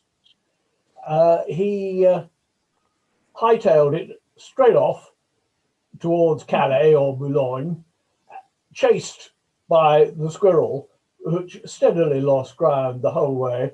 The Frenchman put his boarding party on a huge, great mooring buoy off Boulogne and told the Squirrel to come along and fetch her crew. Caused a great deal of amusement, of course, among us elsewhere in the squadron, although the Admiralty and them in authority had to take it rather seriously. It was a good absolutely right. There is an element of, I won't say gentlemanly, because anyway, naval officers are not gentlemen ever since we had to drag our swords in the mud of the Order of Queen Victoria after some minor mutiny. But something quite gentlemanly about these sort of wars, really. I loved the Helge Harvestman's comment about, look, he's coming over. I think he is coming for a cup of tea. He is very welcome. You know, it was all very sporting, but it was serious stuff as well. Not least because there was some rather expensive hardware being bashed about. Thank you, Graham, very much for your remembrance. And I hope I got the first Cod War bits right, albeit it wasn't quite so long. There's no doubt that the first Cod War was the most straightforward, actually at sea. Interesting. May I just interject? John Horton, you're there. Yes, can you hear me? Yes, I can. Oh, good. Is there any chance we can see you, John?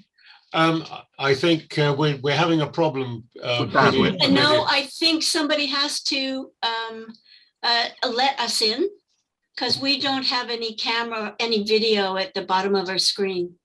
Oh, what a shame! What a shame! Don't worry about it.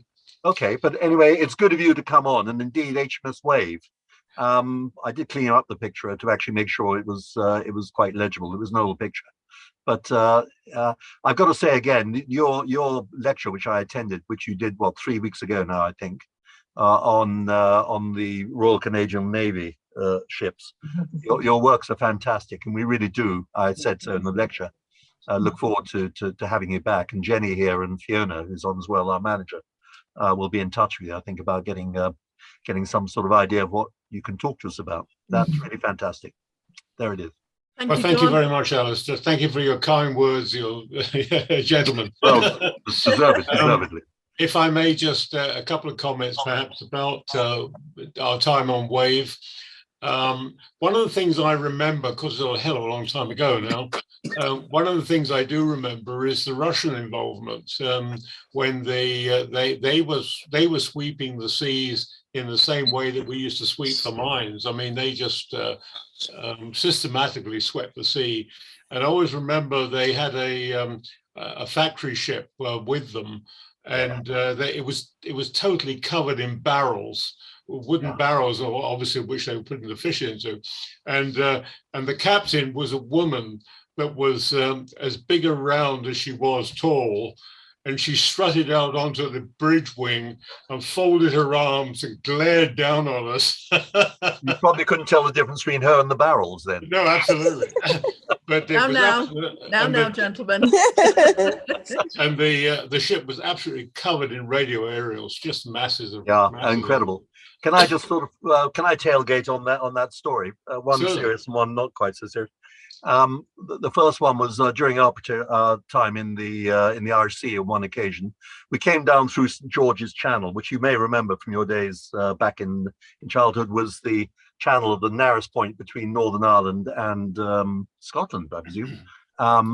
And we came down through St. George's Channel at night, and we went through a flotilla of, I think from memory, about 50 or 60 Russian factory ships. We've got on it. Yeah, unbelievable. And what were they doing?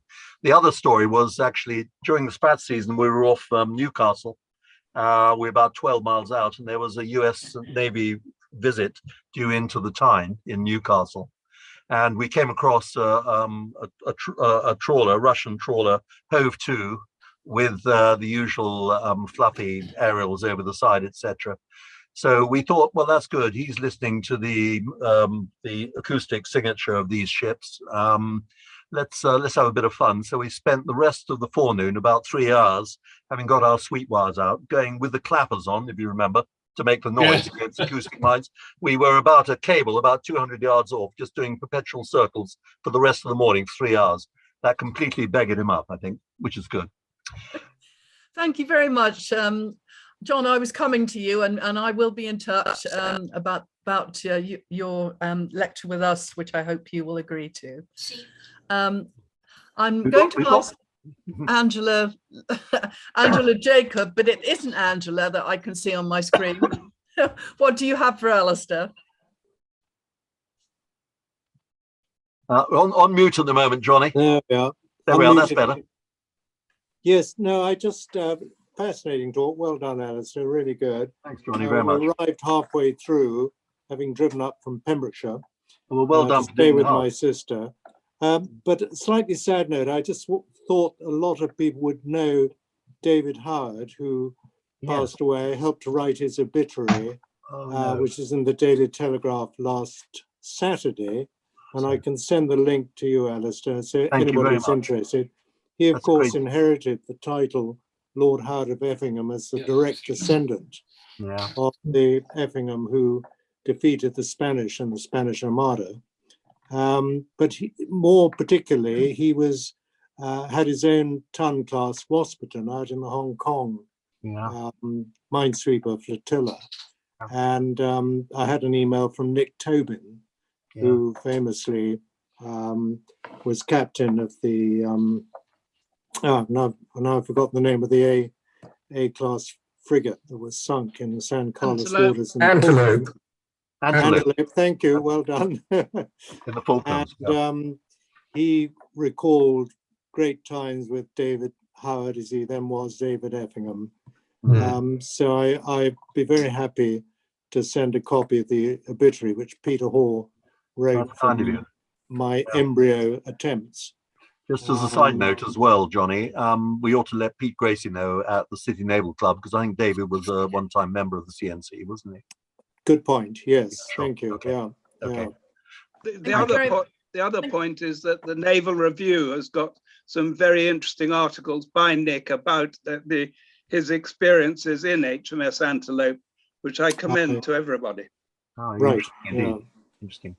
Well, I've had a question in from Malcolm War. In view of what you've said, do we need more OPVs to protect us and our sea assets? Yes, yes, yes, and yes is the answer to that question. No, seriously, we are understaffed. I mean, we've got 8 river class.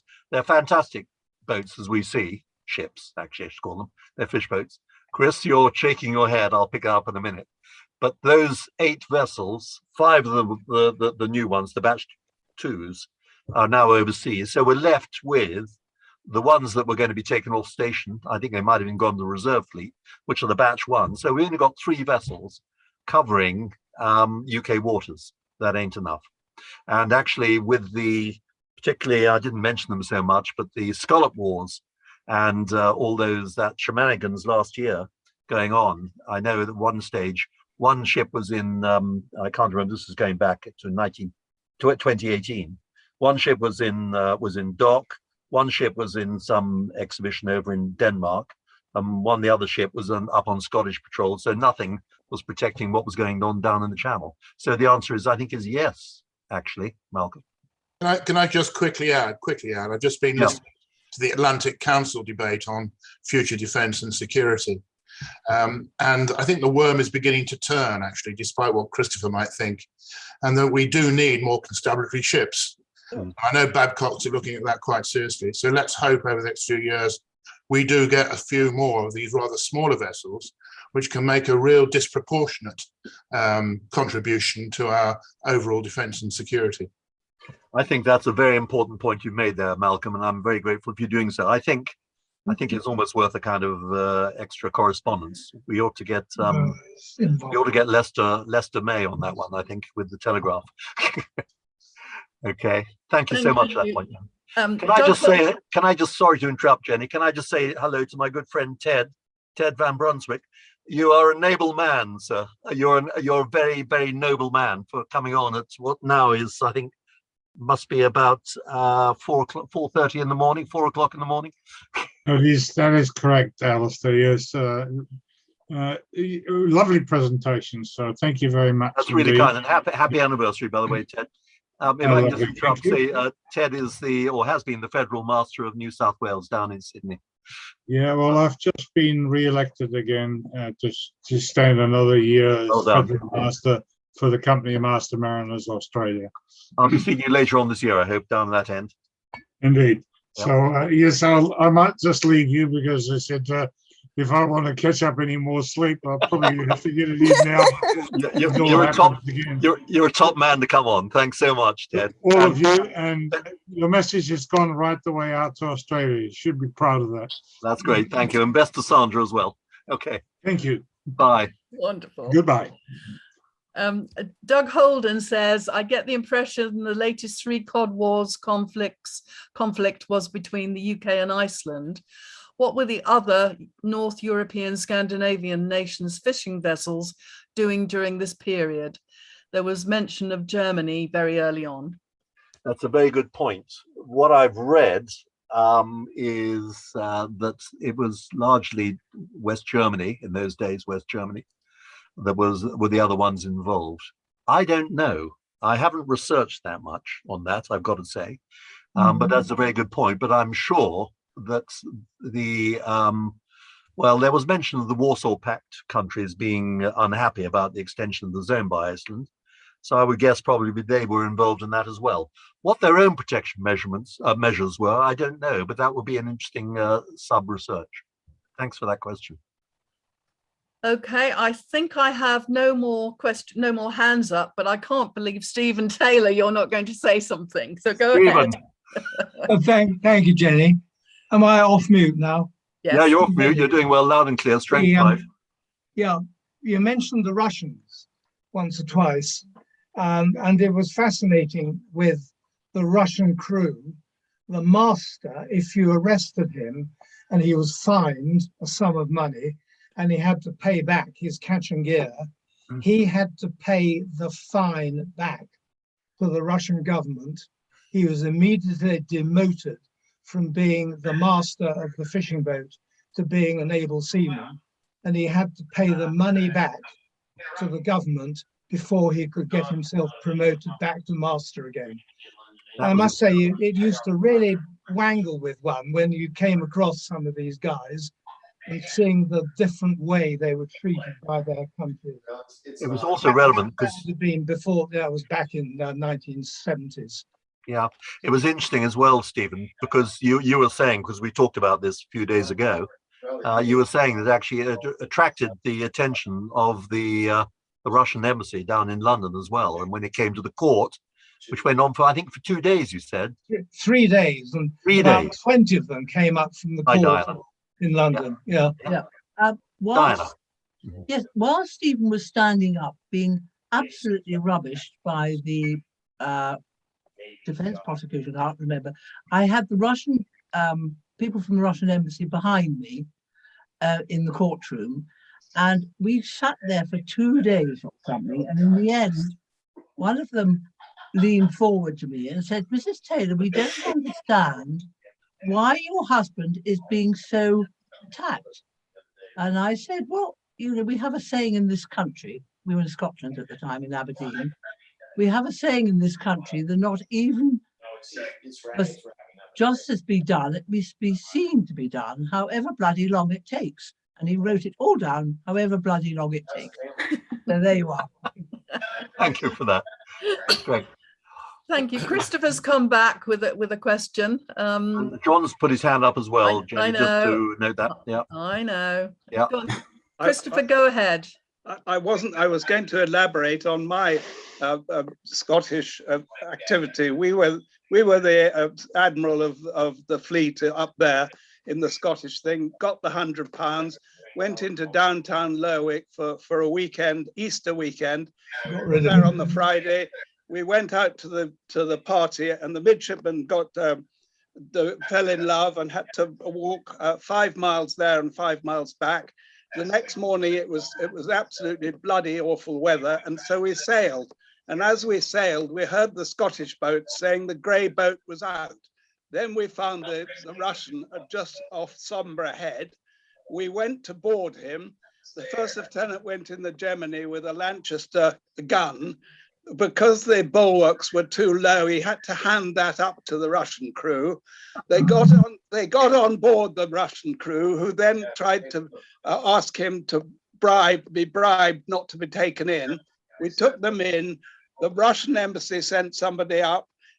Procurators fiscal in Scotland, the furthest north you got, the older you got. The press came in with the first fax machine and wanted to do all sorts of good things. And on the second evening in there, after we'd worked out that we would provide the booze after the closing time if they provided it before closing time, at 4 o'clock in the morning, the two people came down the jetty. It was the Commodore from the trawler factory ship and the man from the embassy. And they had a plastic bag with 3 bottles of Scotch in. Could they please see the captain? I said that wasn't possible, and but the Shetland Islanders were not keen to actually prosecute because they made an awful lot of money of women's underwear.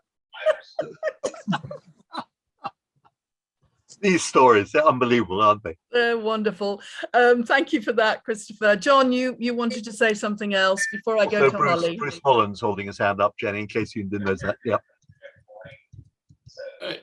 Yes, there was one other, obviously we've got hundreds of stories that we could tell, but one I'd like to tell you is of after following the first Cod War, we went up on the Fishery patrol up off the Norwegian coast and all up around the North Cape.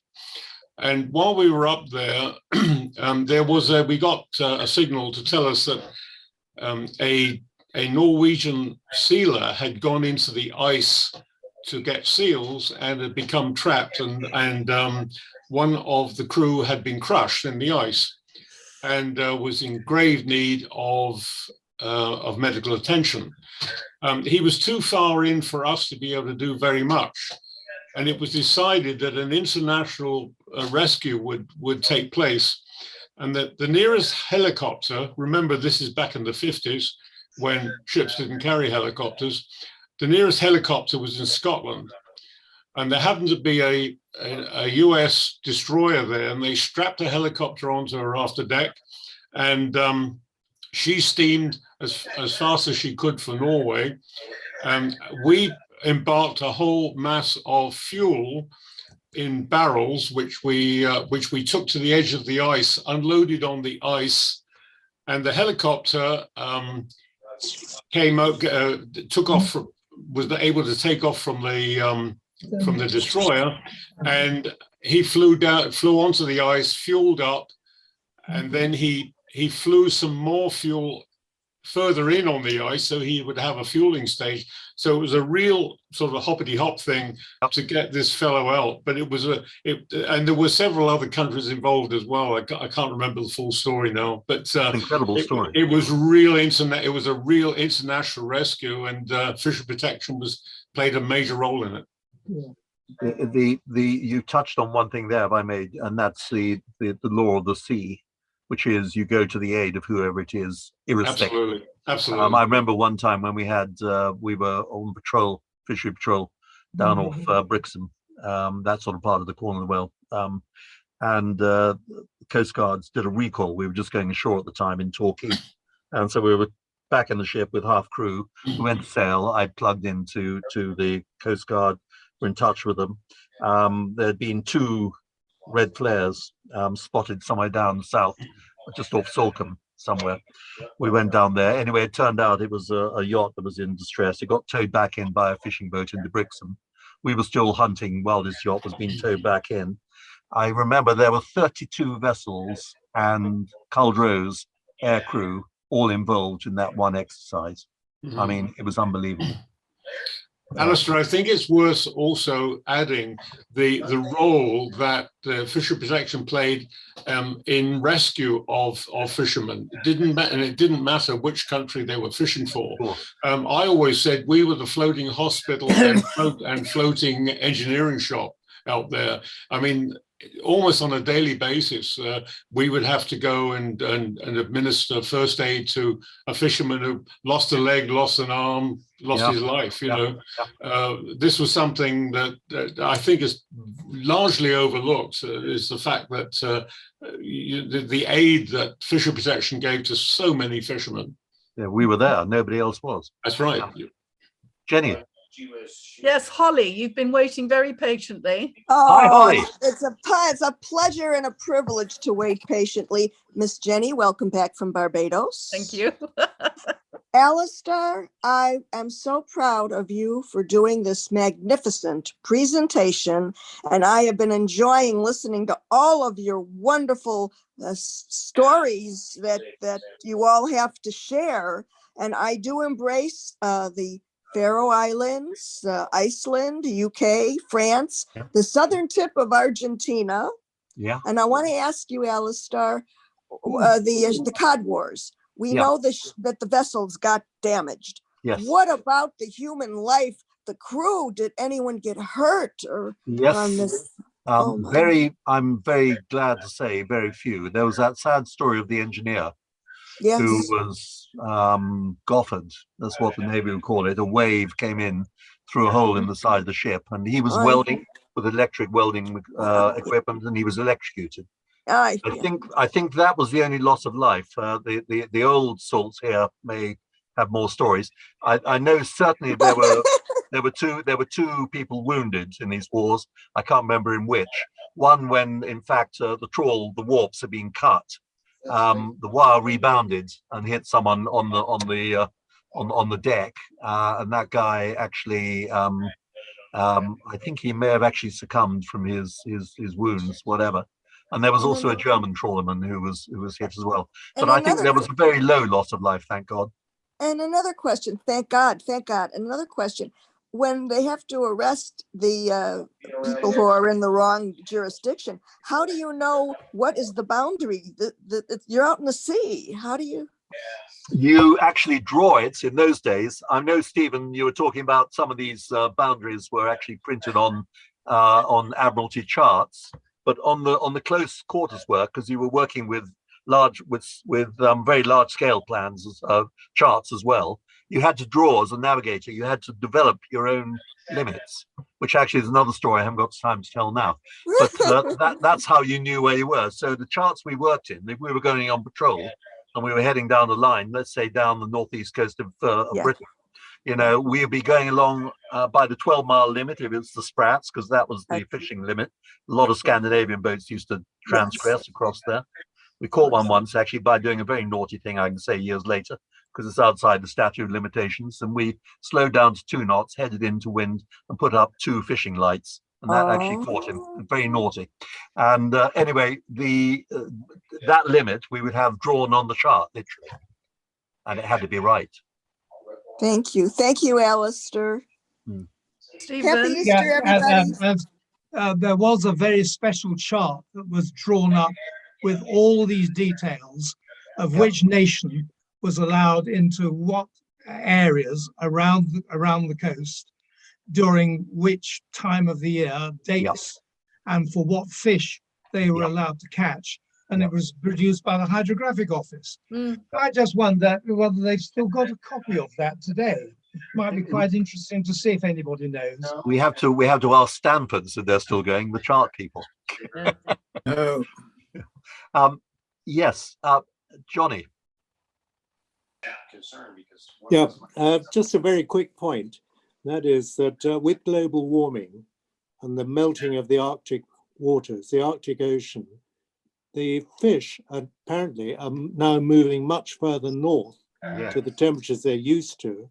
So we can expect the new Cod Wars to be with the Russians, who make vast territorial claims of the fishing waters around there. And a point on yours, Stephen, is that the Hydrographic Office, of course, are still doing a fishery chart. I was speaking to them yesterday, funnily enough, about another matter. But I will find out more and drop you an email. Are you going to drop that into one of your books then, John? Yes. Good, that's excellent. I won't ask any more. It's the exploration of the Arctic and the Antarctic. Your point on the warming waters is most pertinent because I think back in 2008 there was a period of difficulty because the mackerel were going into Icelandic waters, and the Icelanders had never had mackerel in that part of the ocean. So that obviously wasn't accounted for, and they were in there and they were getting a bit stroppy about the fact they reckoned that was their fair catch. But you're quite right, wars will come over fish and oil and water. Yeah. Well, Holly, you still got your hand up, but it's good to see you. Good to see all of you. Happy and healthy Easter to all of you. And you. Thanks, Holly, so much. Thank you, Dal. Thank you. Jenny. I think that's a wrap, as they say. I think it is a wrap. If my brother's still on, I just want to say hello to Andrew. Thank you very much, John. That's kind of you. And I would like to close by saying, Alastair, I know how hard you worked on that presentation. Yeah. We've had a lot of conversations about it, but when you said midnight oil, I absolutely know that that's what you've been doing. And all of us are very pleased to have been on the receiving end of your very, very thorough work. You're kind. I can share the secret now with you that I finished at 2 o'clock this morning. Yes. Oh, you were burning the midnight oil. I've been doing quite a lot of that recently. Stephen, thanks for your input on that as well. So much. It was fun. Just a quickie, Alastair. Tom Barton's on the screen, who I said I'd introduce him to you. Oh, Tom. Hello. Yes, great. I look forward to seeing you on the 1st of June. Yeah, we look forward to that. Well, we'll talk surveying as well as fishing. We certainly will. We certainly will. I know which is more interesting. And finally, Glyn, we're looking forward to your presentation next time. And as I said, you'll all be receiving your invitation in due course. Thanks so much, Glyn. Okay, everyone. Thank you very much for attending. Hope to see you next month. Bye for now. Happy Easter. Thanks, Jenny. Bye-bye. See you soon. Bye-bye. Happy Easter, everyone. Bye-bye. Stay well. Bye, Holly. You Bye, stay everyone. safe. Bye, Bye-bye, Alan. Sean. Bye, Easter. Thank Bye, you. Fiona. Bye-bye. So long, everyone. Bye. Bye-bye. John, good of you to come on. John Horton, thanks. Thank you.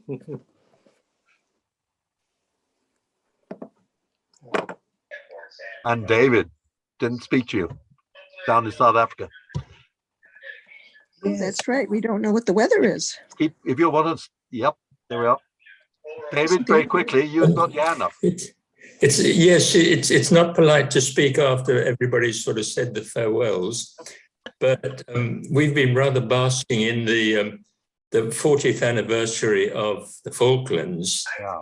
And Alistair, I just want to say that it sort of underpins the huge value that I sense from your talk is the need for training. We need to keep in training in peacetime to be ready for other times, if you see what I'm saying. Right.